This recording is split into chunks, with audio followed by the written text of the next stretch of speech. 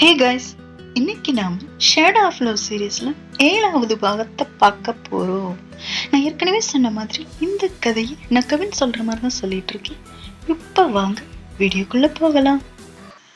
எந்த உறவா இருந்தாலும் பொய்யை அடிப்படையா வச்சு அதை உருவாக்கும் போது கடைசி அதுல கிடைக்கிறது என்னமோ காயங்களும் வலிகளும் மட்டுமா தான் இருக்கும். அந்த மாதிரிதான் மாயோட வாழ்க்கையும் மாறுச்சு.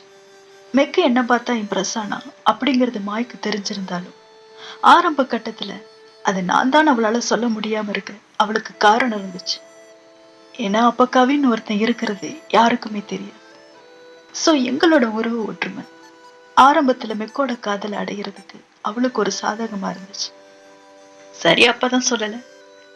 அட்லீஸ்ட் என்னை பத்தி எல்லாருக்கும் தெரிஞ்சதுக்கு அப்புறமாவது மெக்கு கிட்ட அதை பத்தி சொல்லியிருந்திருக்கலாம். பட் அப்ப மாய்க்கு மெக்கு மேல இருந்த காதல் அந்த உண்மையை சொல்ல அனுமதிக்கல. நான் ஒருத்தன், அவன் உன்னை காதலிக்கல என்னதான் காதலிச்சிட்டு இருக்கான் அப்படின்னு அவ்வளவு சொல்லியும் அப்பவும் அவளோட காதல் அந்த உண்மையை பார்க்க மறந்து நான் ஒரு ஆண், சோ மெக்க என்ன காதலிக்க வாய்ப்பே இல்லை அப்படிங்கறத முழுசா நம்பணும். சோ மெக்க கல்யாணம் பண்ணிக்கிட்டான், அவனோட காதல் அடைஞ்சிடலாம் அப்படின்னு நினைச்சு மெக்க கல்யாணமும் பண்ணிக்கிட்டான். மாயோட அந்த பொய்க்கான தண்டனைய அவளோட கல்யாணம் ஆன முதல் நாள்ல இருந்தே அவ அனுபவிக்க ஆரம்பிச்சு. ஒவ்வொரு முறையும் மெக்க என்ன மனசுல நினைச்சிட்டு அவளை நெருங்கும் போதெல்லாம் மாயால் அதை ஏத்துக்கவே முடியல. எந்த பர்சனா இருந்தாலும் அந்த ஒரு சூழ்நிலை ஏத்துக்க முடியாது. சோ மாயும் காயப்பட ஆரம்பிச்சு.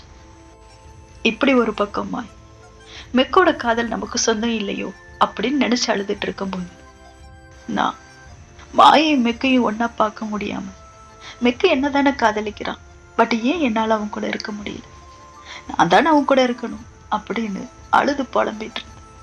அப்பதான் ஒரு நாள் மாய் எனக்கு கால் பண்ணி என்னை வர சொன்ன. நானும் போனேன்.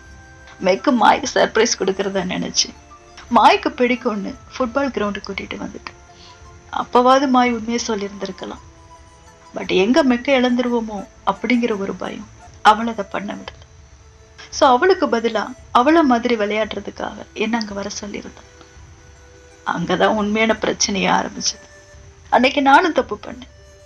ஒன்ன மாதிரி நான் விளையாடுறேன், பட் அதுக்கு பதிலா மெக்கோட மனைவியா கொஞ்ச நாளைக்கு நான் தான் அவன் கூட இருப்பேன் அப்படின்னு சொன்னேன். அப்ப மாய், இல்ல கவின், அது இப்படி முடியும், என்னால மறுபடியும் மெக்கிட்ட போய் சொல்ல முடியாது அப்படின்னு சொன்னேன். அப்ப நான் சிரிச்சுக்கிட்டேன். இப்ப நீ என்ன பண்ணிட்டு இருக்க மாய், இது பொய் இல்லையா? இத்தனை நாள்ல உனக்கு நல்லா தெரிஞ்சிருக்குமே மெக்க என்னதான் காதலிக்கிறான்னு. இன்னும் எத்தனை நாளைக்கு மாய் உன் கண்ணு காதெல்லாம் மூடிக்கிட்டு மெக்கு ஒன்னதான் காதலிக்கிறான் அப்படின்னு நினைச்சு வாழ போறேன் அப்படின்னு கேட்டேன். அப்ப கரெக்டா மெக்கு மாயை தேடி வந்துட்டான். சோ அந்த நேரத்துல மெக்கிட்ட உண்மையை சொல்ல தைரியம் இல்லாம மாயும் நான் சொன்னதுக்கு ஒத்துக்கிட்டான். அவ ஒத்துக்கிட்டது எனக்கு அவ்வளவு சந்தோஷமா இருந்தது. நான் அந்த நாட்களை என்னோட காதலுக்கு கிடைச்ச இன்னொரு வாய்ப்பா தான் பார்த்தேன். அவன் கூட சேர்ந்து சந்தோஷமா விளையாண்டேன், அவனை தோக்கடிச்சு. அப்ப மெக்கு என் கண்ணங்களை தாங்கி பிடிச்சுக்கிட்டு இதான் என் பொண்டாட்டி அப்படின்னு காதலோட சொன்னான். அந்த நேரத்துல அவனோட கையில நான் ஒரு குழந்தையாவே மாறிப்போன். அடுத்த அன்னைக்கு நைட் ஏதோ ஒரு நினப்புல மெக்குக்கு மனைவியா வந்துட்டோம். இப்ப என்ன நடக்குமோ அப்படின்னு நான் யோசிச்சுட்டு இருக்கும் போதே மெக்கு என் பக்கத்துல வந்து என்னை பெட்ல படுக்க வச்சான். பெட்ஷீட் எடுத்து எனக்கு போத்தி விட்டு என் நெத்தியில ஒரு முத்தம் கொடுத்தான். அப்புறம் என் கையை பிடிச்சுக்கிட்டு என் பக்கத்துல படுத்துட்டு இந்த உலகத்துல உனக்காக நான் எப்பவுமே இருப்பேன் அப்படின்னு சொல்ற மாதிரி என்னை பார்த்து அழகா சிரிச்சான். முதல் முறையா அந்த கேரிங்க நான் உணர்ந்தேன். காதல் நான் இவ்வளவு அழகா இருக்குமா அப்படின்னு ஆச்சரியப்பட்டேன். மெக்க அவனோட கேரிங்கால மட்டும் இல்ல, அவனோட காதல் பார்வையாலையும் என்னை வெக்கப்பட வச்சிட்டு இருந்தான். எப்பெல்லாம் நான் கிச்சன்ல சமைக்கிறேனோ அப்பெல்லாம் மெக்கும் என் பக்கத்துல வந்து நின்னு குறும்புத்தனம் பண்ணி என்னையே பார்த்துட்டு இருப்பான். அப்பெல்லாம் அவனை பாக்குறதுக்கே எனக்கு வெக்கமா இருக்கும். இந்த மாதிரி ஒவ்வொரு நாளும் மெக்கோட காதல நான் தெளிச்சிட்டு இருந்தேன். எனக்கு ஒண்ணுனா துடிச்சு போற அளவுக்கு மெக்க என்ன நேசிச்சிட்டு இருந்தான். உதாரணத்துக்கு சொல்லணும்னா ஒரு நாள் மெக்க என்ன டின்னர் கூட்டிட்டு போயிடும். பாதாம் சிப்ஸ் தான் மாய்க்கு ரொம்ப பிடிக்கும். அவங்க ஹனிமூன்ல இருக்கும்போது மாய் அதை அதிகமா சாப்பிட்டுட்டு இருந்த நோட் பண்ணிட்டு எனக்கும் அதை வாங்கி கொடுத்து. பட் எனக்கு பாதாம் ஒத்துக்காது, அது அலர்ஜி. இருந்தாலும் மெக் கொடுக்கும் போது அதை நான் சாப்பிட்டேன். சாப்பிட்ட அடுத்த செகண்ட் அலர்ஜி அதோட வேலையை காட்ட ஆரம்பிச்சு. நான் அந்த இடத்துல கொலாப்ஸ் ஆனேன். நான் அப்படி தடுமாறி விழுறத பார்த்ததும் மேக்கு பதறி போய் என்னாச்சுமா என்னாச்சுமா என்னை தாங்கி பிடிச்சான். என்னை ஹாஸ்பிட்டல்ல சேர்த்தான்.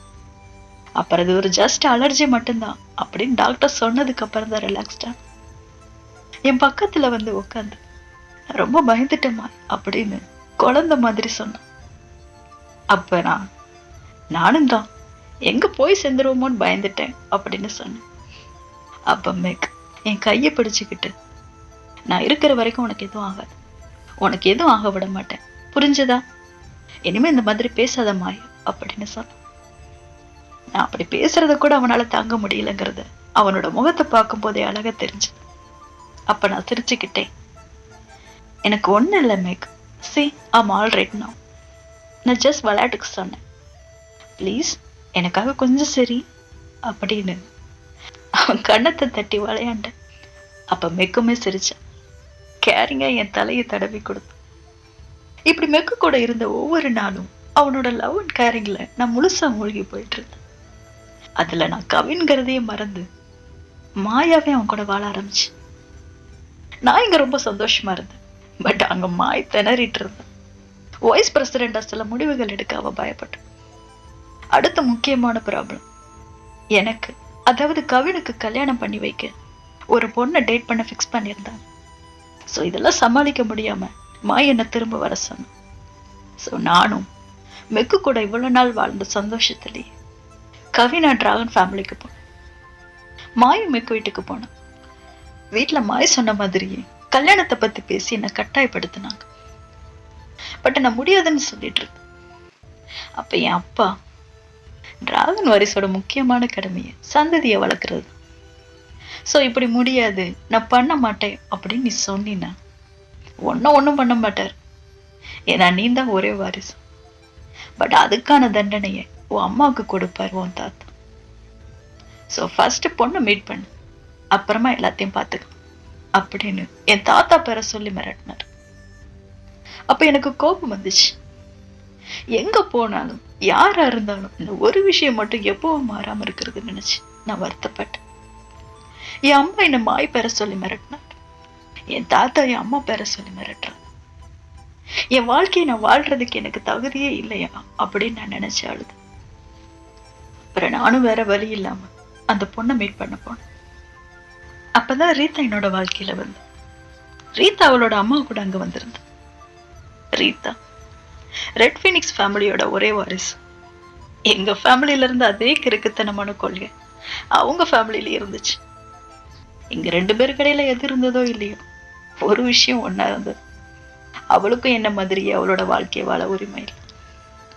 அந்த ஃபேமிலிக்கு ஆண் வாரிசை பெத்து போடுறதுக்காக தான் அவளை வளர்த்துட்டு இருக்கிறதாகவும் அவளை கட்டாயப்படுத்தி தான் என்னை பார்க்க கூட்டிட்டு வந்ததாகவும் சொல்லிட்டு இருந்தான். பட் இதெல்லாம் அவ சிரிச்சுக்கிட்டே சொல்லிட்டு இருந்தான்.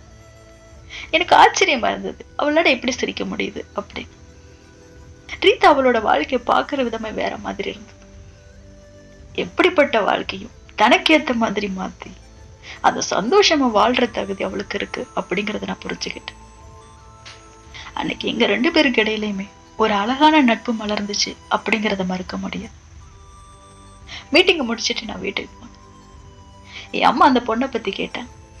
நானும், அவ ரொம்ப நல்ல பொண்ணா இருக்காமா, எல்லா விஷயங்களும் அவ பாக்குற விதம் வித்தியாசமா இருக்கு, ரொம்ப நல்லா புரிஞ்சுக்கிற, அவ கூட இருக்கும் போதெல்லாம் ஒரு நல்ல ஃப்ரெண்டு கூட இருக்கிற மாதிரி ஒரு நல்ல ஃபீல் இருக்கு அப்படின்னு சொன்னேன்.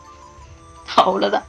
உடனே என் அம்மா, உனக்கு அவளை பிடிச்சிருக்கா, நீ அவளை கல்யாணம் பண்ணிக்க போறியா அப்படின்னு கேட்டாங்க.